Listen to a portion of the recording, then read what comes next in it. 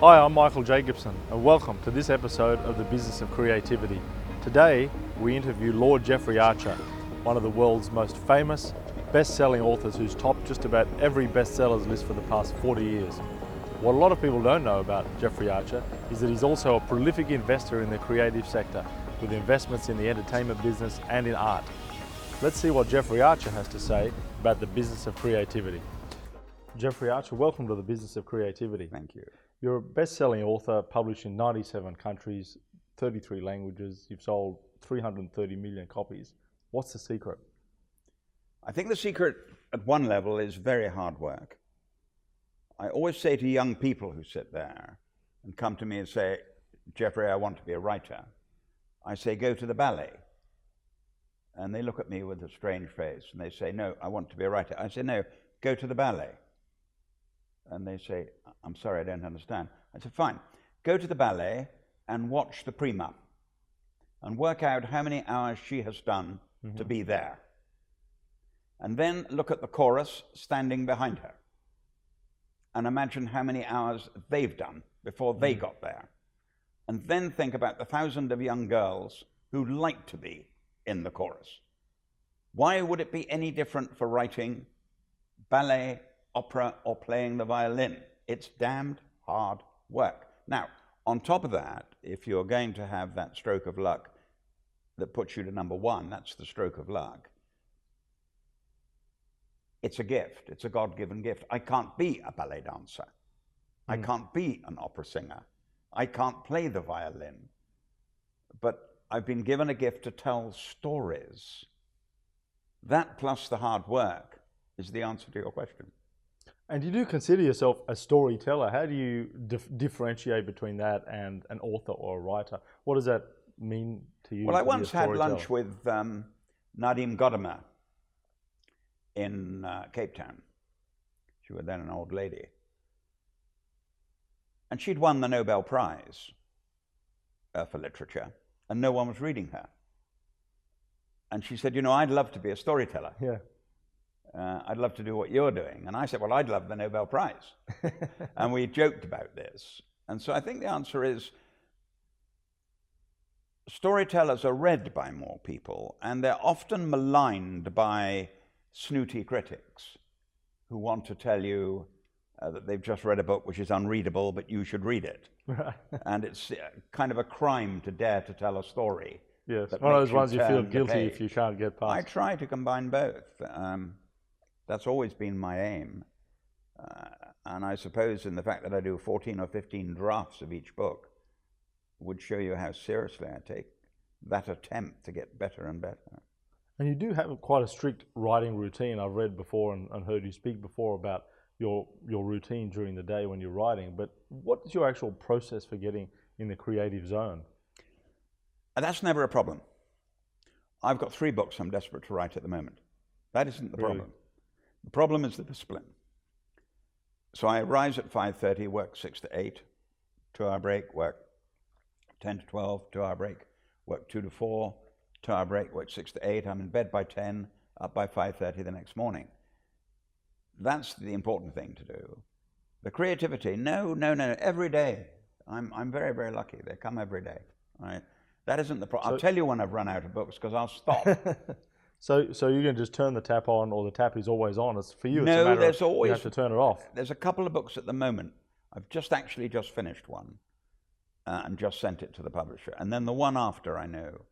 But I can't know if that won't be the end, whether it'll dry up. I always wonder if one particular day of the week I suddenly won't be able to do it any longer. But at the moment, that's not a problem. Hopefully not. So you have this inspiration, and then you use your discipline and the hard work that you talked about before to execute on the inspiration to create the masterpiece, so to speak. Yes, and I say to people who say, I've written a book, no, you've written the first draft. Go back and do it again and again and again and again, and don't show it to anyone until you're confident. So many authors make the mistake, would-be authors, make the mistake of sending their first draft to a publisher. A publisher, once they've seen something, will never look at it again.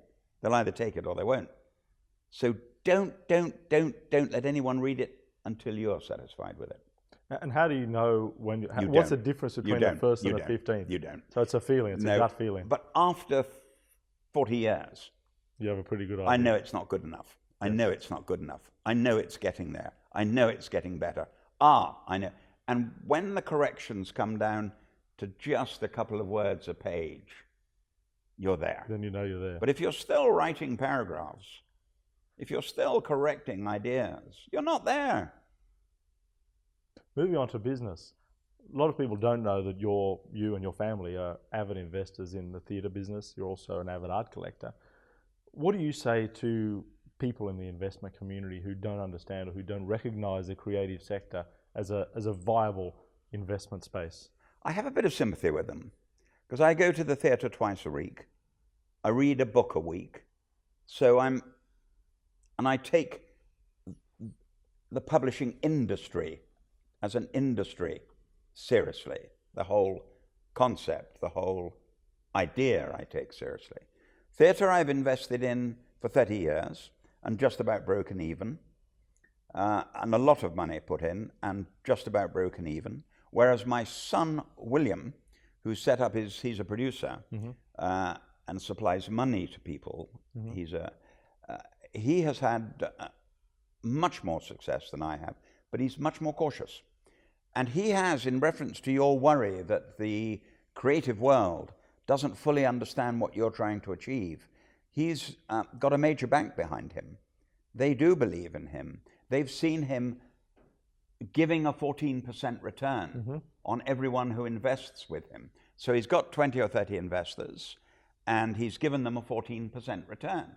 So they say, wait a minute, this is fun. And we also go to the opening night of 3 or 4 shows a year. Yes. So he's combined that very cleverly. These aren't large sums of money, of course. These are not billions we're talking about. These are much smaller sums.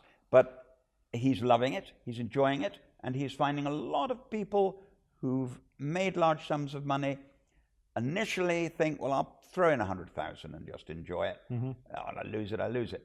And because he's giving them the 100,000 back plus 14%, it's going from strength to strength. But I keep warning him, theatre is such a precarious business. You can lose every penny in the first week. If the show runs for a year, you'll make some money. Yes. But if it closes in a week, you lose every penny. So he's very, very cautious. And I've become much more cautious. I'm currently in about 11 shows on tour. 11 shows? Well, on tour. A lot of them are on tour or in the West End. And they're all with him now. They aren't with me. He invests my money for me. But I still enjoy it. I still enjoy going to a show. I haven't been to Young Frankenstein yet, which opened a few days ago, which has had wonderful reviews. And I'm in Ink, and there are lots, and I'm in Bodyguard on tour, Cats on tour. So I enjoy the fun of it, but it does help if it also makes a profit. Yes, and so from a business point of view, then it sounds like from an investment point of view, if you're an investor, you could also be investing in the tech business, which might be a great idea or might be a disaster. So, like anything with the creative sector, like what you're saying with William, if a business, if a bank or a venture capitalist or somebody wants to go in the creative sector, if they're backing somebody or some organisation who does have a track record, well, then they've got a reasonable chance of success. If they get behind pros, people who've been in the business for a long time and are trustworthy, and it's an industry like many others where there are people who are doing very well, thank you, but you don't do as well, and you've got to watch for them. There's a few of those sometimes. No, but not just in the theatre, everywhere. You've got to watch for them. I've always thought in business, it's been my maxim the whole way through my life. If you and I sit down and make a deal, I want us both to make a profit, because then you'll come back to me again and again, or you'll come back to me for my money again and again. Yes. But if your attitude is, I don't give a damn as long as I make a few bucks, he can afford it, I hate those people. I mean, I actually detest them. Well, it breaks the system. Yes, and I have producers who have doubled my money. I have producers who think to give me my money back is good enough. So I don't deal with them again. And I've had 1 or 2 who literally steal your money. And you learn over the years. But that would be true in That would be true in real estate. Yes. That would be true in banking. Yes. That would be, it's no different. Yes, absolutely. In your day job, you're one of the world's most decorated authors in terms of awards as well as best-selling. Do you ever think about money when you're writing a book? Does it ever cross your mind about what it may or may not make? Not since Cain and Abel. That changed my whole life, gave me everything I needed. There's nothing I need. I don't want a yacht. I don't want a jet. I'm not out on the town every night. It's not my world. I want to write. Yes. I would, and this will make you laugh. If you said to me, Geoffrey, you can have £3 million for the next book, or I'll guarantee it'll be #1 in every country on earth, I'll take the latter, thanks. You can have the 3 million. Oh, thank you. All right. No, at the moment, I want to be read. Yes. I sit down and I want to be read. I want more readers, and I've been very touched with the Clifton Chronicles. Cain and Abel, of course, now been read probably by 100 million people. But there's still people out there who've never heard of it. Yes. But the Clifton Chronicles was a new breakthrough in the sense that reading the crits from the people's crits on, say, Kindle, oh, I've never read this author before, or this is new to me. So I'm very aware that there are still millions of people out there who've never read a word I've written. Absolutely. And you're quite active on social media. You've got a big Facebook following. You're quite a prolific tweeter. So accessing new audiences through that medium. With the Clifton Chronicles, just to touch on that, this was kind of a break from your usual format, wasn't it? It was a 5-year process with, I think, seven books in the volume. What was the passion behind doing something so different from what you'd done before? Let's take both those questions. At the age of 70, I said, I've got to drive myself. I can't sit back and relax. I have to work hard. Mm-hmm. So I set myself the task of writing 5 books from 70 to 75, praying the Lord would allow me to continue. And that worked out at a book a year. I had this big idea for the Clifton Chronicles, taking a family from 1920 right the way through to the modern day, was, I thought, a big idea. And I got to book 5, and Harry was only 42, Emma was only 40, Giles was 42. I went back to the publishers and said, I'll have to be 7 books. And we got through the 7 books, and it's finished. So it was a brand new challenge to write this series. But it drove me from the age of 70 to 72. Now, to take your second part of your question, and it found new readers, found people I'd never touched before. Now, to take the third part of your question, when I wrote Cain and Abel 150 years ago, I did a 17-city tour of the United States in 21 days, doing every morning show they could possibly put me on. You don't do that now. I put out a note on my blog. It goes to 4 million people. Yes. Why would I travel to San Francisco to address 500? Oh man, if you get on television, you address a lot. But basically, the world has changed. I can talk to my readers every day, and they can talk to me every day. I've got 250,000 people on Facebook talking to me if I tell them about the new book. And so I don't do a lot of what I call the old-fashioned round the studios any longer, because they've invented these new things.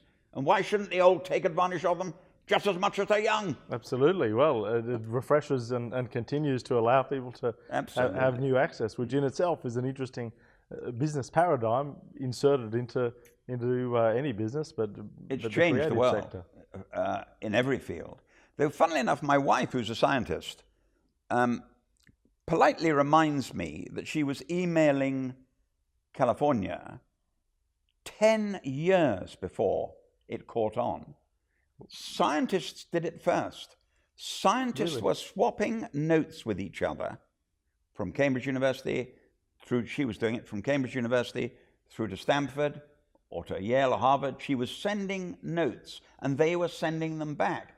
It took the commercial people, your boring lot, 10 years to discover this could be a big deal. Mary's been at it forever. We still thought we were getting bargains on the fax machines. Very much, very much. Geoffrey, your latest book, Telltale, It's a book of short stories, which I'm sure will leave everybody wishing that each individual short story was a book in itself. But what was the inspiration behind this particular group of stories coming together in one book? One of the problems was that in writing 7 books in a row, I was gathering short stories in other fields all the time, from interesting people or from interesting facts or situations. And so when the Clifton Chronicles came to an end, I had a dozen short stories that I was desperate to write.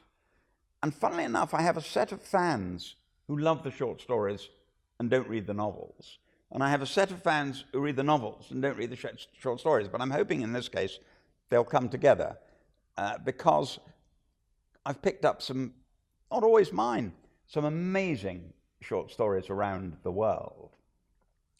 And someone tells you an incident, tells you something that happened to them, and you can see 3 ways you can send it or deal with it.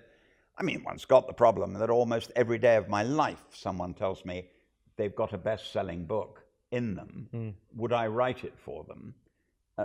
But that's not going to happen. What does happen is someone sits down and says, an incident happened to me, Jeffrey. I'll give you an example.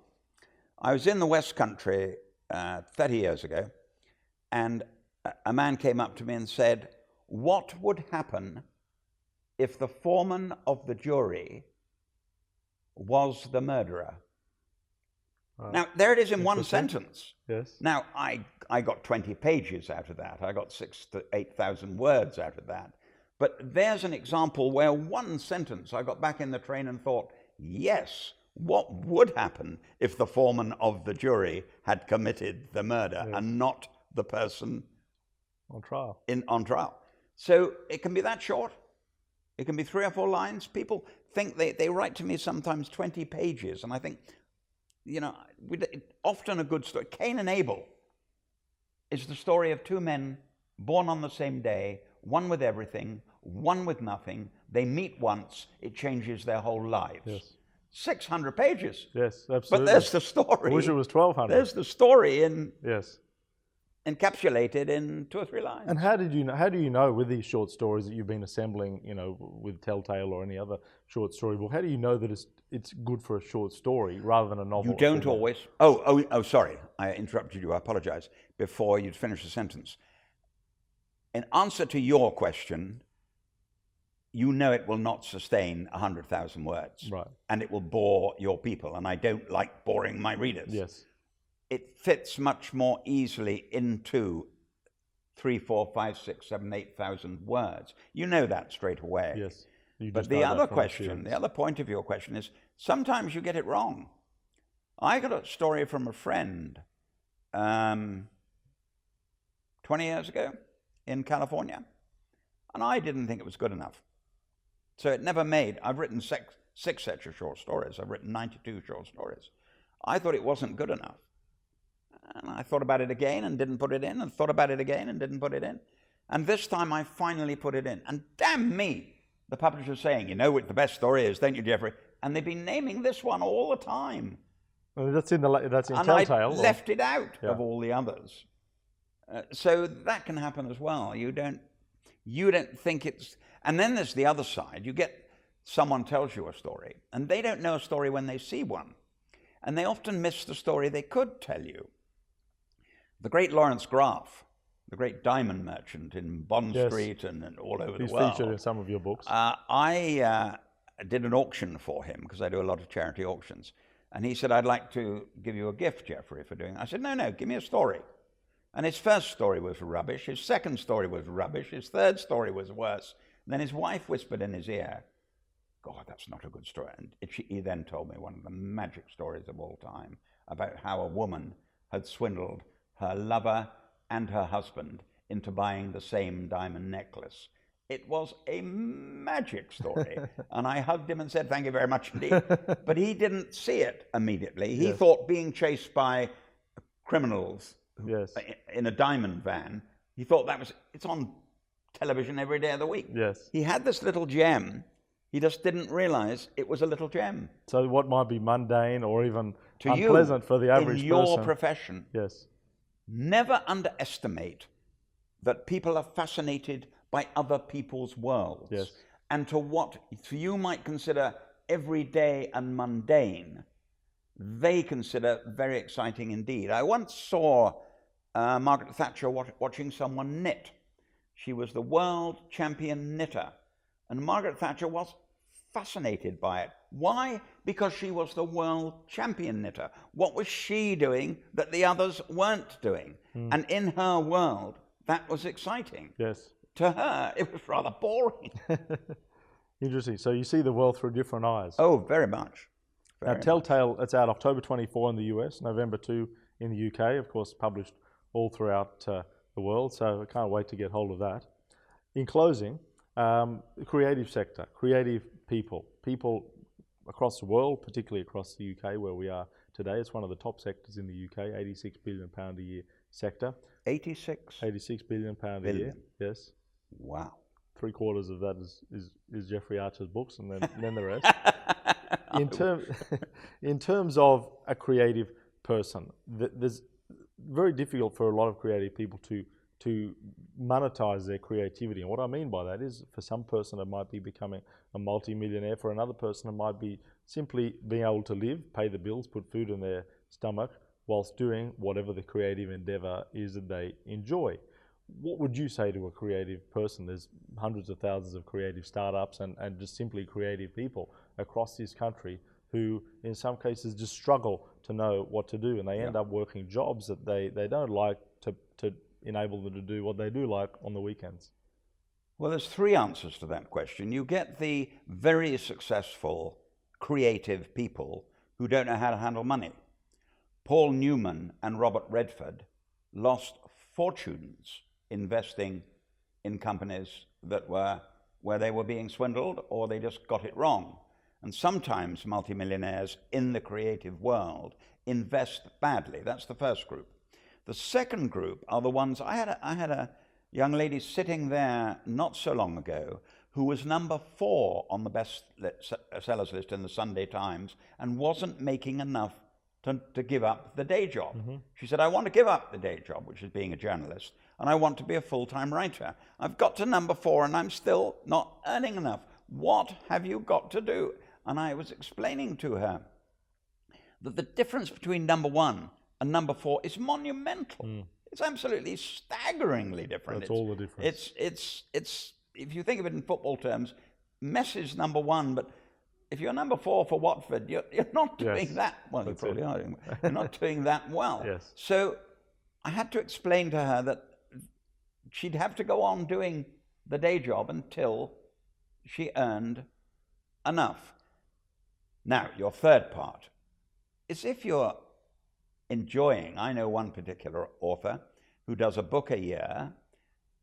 She doesn't make enough to live on. Her husband is wealthy, and she's the happiest person in town.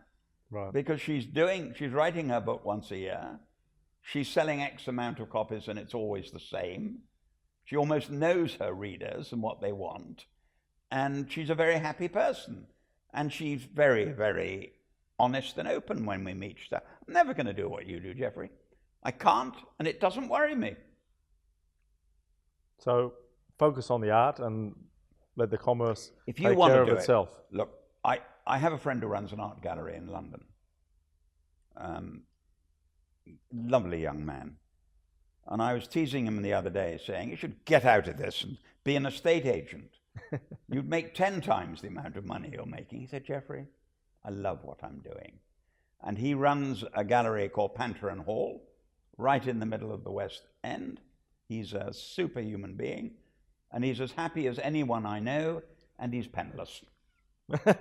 But he's totally happy. Well, that's success. Yeah, that's real wealth. That is real wealth. That is success. Jeffrey Archer, thank you for being on the Business of Creativity. Thank you very much indeed, Michael.